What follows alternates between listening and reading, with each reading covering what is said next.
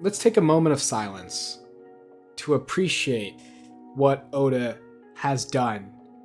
And by giving us the fight that we wanted to see and not blue balling us for the next couple of chapters. Let's just take a silence real quick. Dear Heavenly Oda, I want to thank you for this chapter that you have blessed us with this week. And please have a nice break next week. But come back with that fire, you know what I mean? But before we get into this chapter, we need to talk about the cover page.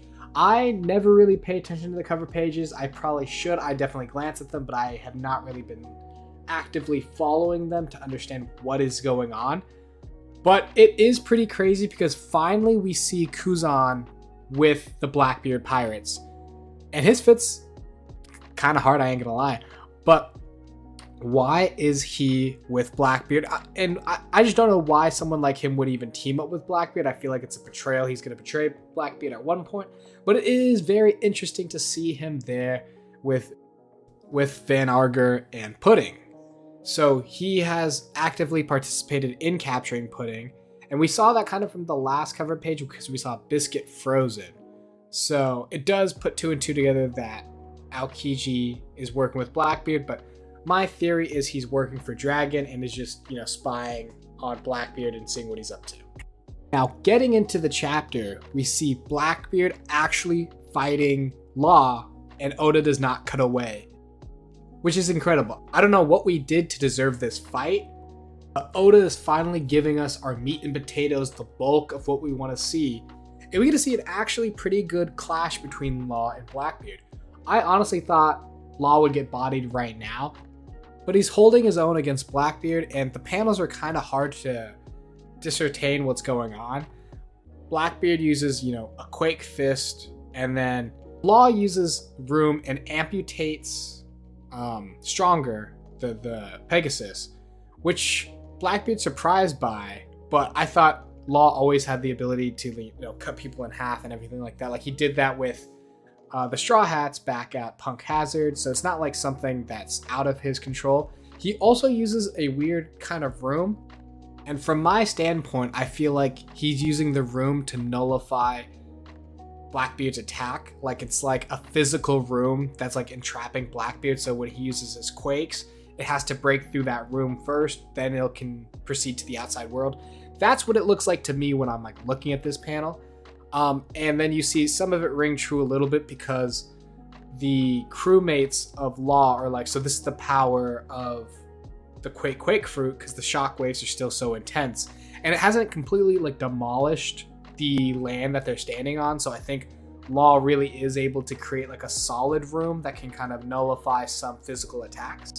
And then we get, the Doctor throwing apple bombs at Law's crew. And honestly, this is some great stuff we get to see from Law's crew. Like, they're not incompetent. They're all diving in the water. They're all swimming. And they can fight underwater, which we have not seen a crew that's able to do that. And since they are from the North Blue, they're used to, like, cold winter water. So, like, they're used to this.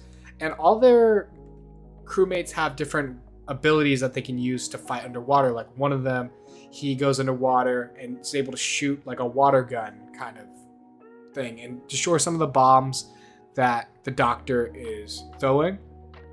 And then the rest of the crew is just actually fighting underwater, and they're like, okay, we're going to take down Blackbeard's ship from underneath. And Beppo and Jean Burt are protecting Law. Mainly Jean Burt, he's able to take on Van Arger's bullets and is not falling down, so he's got some defensive type moves and probably some strong armament hockey to be able to deflect bullets, especially from Van Arger. Then we see Law already pull out his big guns. He uses the K room and then uses Shock Willie, which is what he used to damage Big Mom, like, severely during their fight. And Blackbeard takes a full brunt of that. He's coughing up blood, but he's still able to get back up, and he lands and starts the rest of his fight with Law. And I will say this feat is very impressive for Blackbeard because, first of all, he has the Darkness fruit, and the drawback about that is he feels way more pain than the average person. So this Shock Willie, which pretty much immobilized Big Mom, Blackbeard took it and was able to bounce back, after a little bit of falling from the sky. He was able to bounce back and is now fighting Law again. So I have to give a lot of credit to Blackbeard's durability. He has insane durability, especially for the amount of pain he's taking. It honestly doesn't even sound like much of a handicap because Blackbeard takes more pain than the normal person, but he doesn't go down. So like, I'm not really sure if he just has such a high pain tolerance now from having the darkness fruit for so many years, but it doesn't even seem like a drawback. Like, I don't even know how they're going to utilize this unless they get in a shit ton of heavy hits, because every time we've seen Blackbeard take hits, it doesn't really do anything, and he doesn't really even change, you know, his battle strategy, or it doesn't even like get knocked out. He just keeps going. He's like a monster, a truck.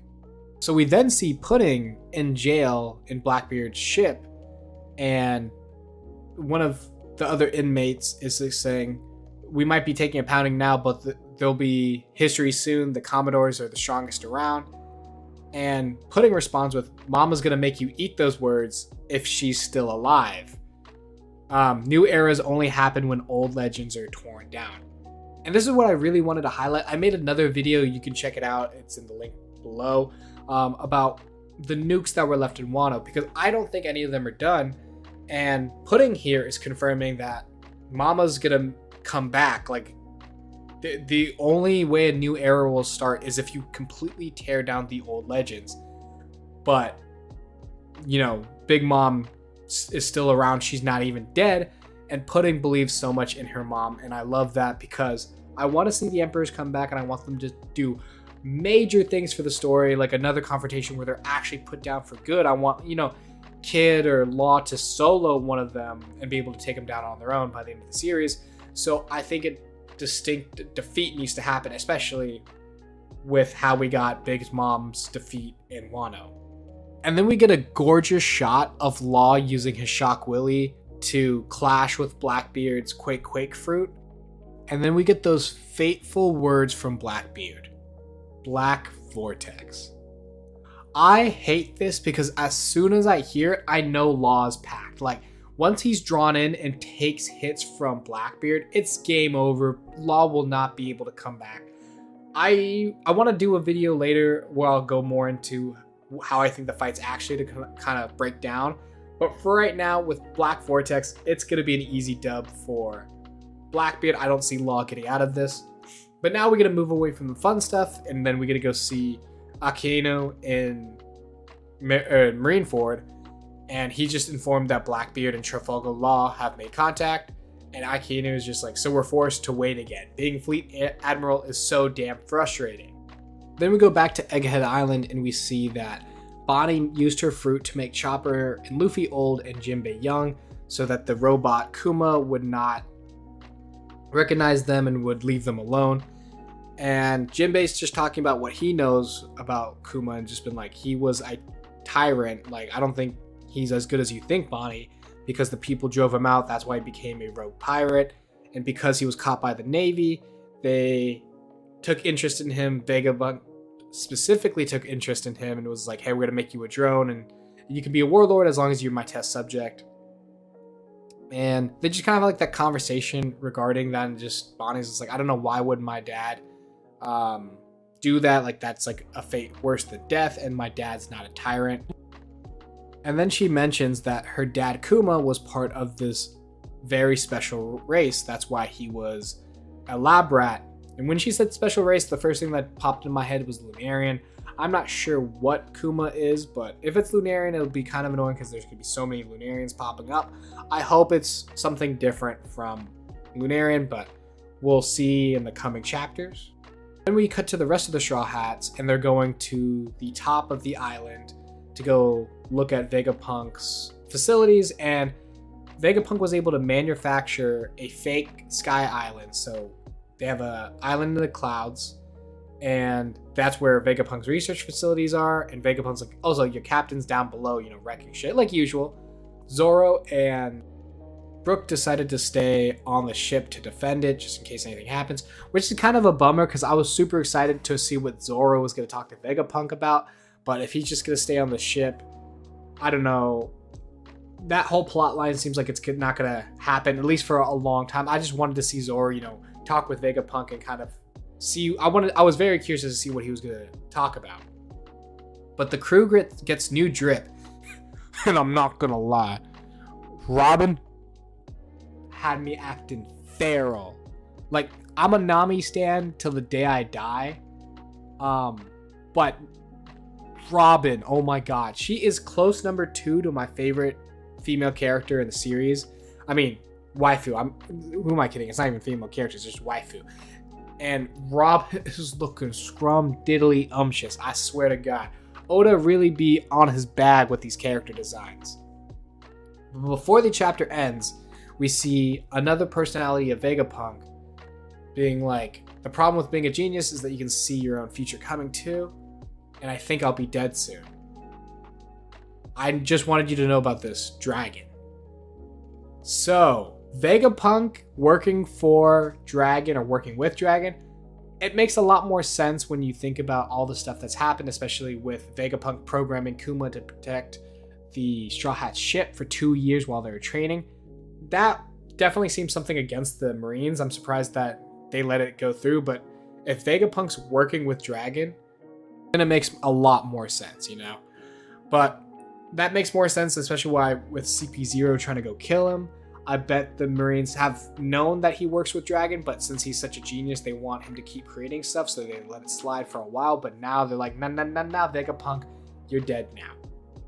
Anyways, chapter ends there. I would give it only a 6 out of 10. I like the beginning a lot. I want to see more from this battle, but then we get just Egghead Island stuff that, to be honest, I don't really care about right now, besides the Robin shit.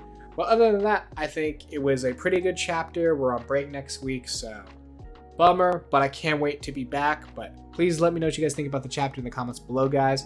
And if you liked the video, please remember to like and subscribe, and I'll see you guys later. Peace.